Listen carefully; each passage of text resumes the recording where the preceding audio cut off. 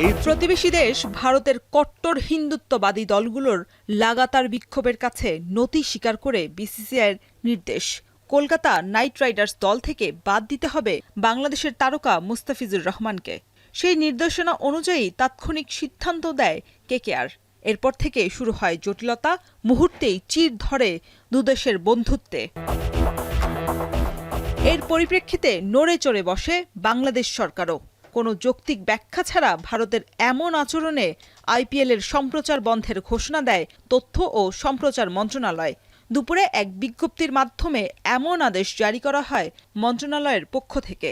বাংলাদেশ সরকারের এমন কড়া জবাবে বিশাল অঙ্কের ক্ষতির মুখেই পড়বে ভারত, মনে করেন জ্যেষ্ঠ সাংবাদিক শামীম চৌধুরী। যার দিকে তাকিয়েছে পুরো বাংলাদেশের লোক আইপিএল দেখবে বলে, সেই অবস্থায় যে আপনি তাকে আইপিএলতে খেলা থেকে বিরত রাখেন, ক্ষতিটা হবে ইন্ডিয়ার বেশি।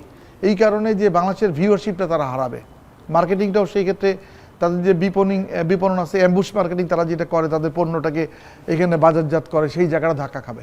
নিরাপত্তার দোহাই দিয়ে মুস্তাফিজকে বাদ দেওয়ার পরিপ্রেক্ষিতে পুরো দলকে নিয়ে ভারত সফরের অস্বীকৃতি জানায় বাংলাদেশ। ভারতের বাইরে বিকল্প ভেন্যুতে খেলার দাবি জানিয়ে আইসিসিকে চিঠিও দেয় বিসিবি।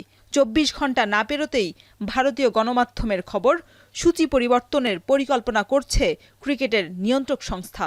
রিশিডিউলিং করতে গেলে বাংলাদেশে খেলা কোথায় নিলে ভালো হবে এবং টাইমটা আপনাকে দেখতে হবে, ওই টাইমের সাথে অ্যাডজাস্টেবল হয় কিনা।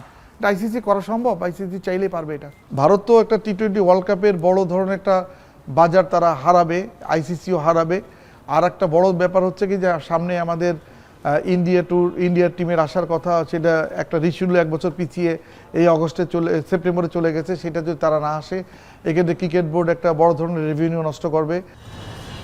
শেষ পর্যন্ত বাংলাদেশ বিশ্বকাপে খেললে বিশ্ব ক্রিকেটের মোড়লদের পাশাপাশি চিরচেনা বাংলাদেশ নিয়ে অন্যরকম একটা বার্তাই পাবে ক্রিকেটে খেলা দেশগুলো।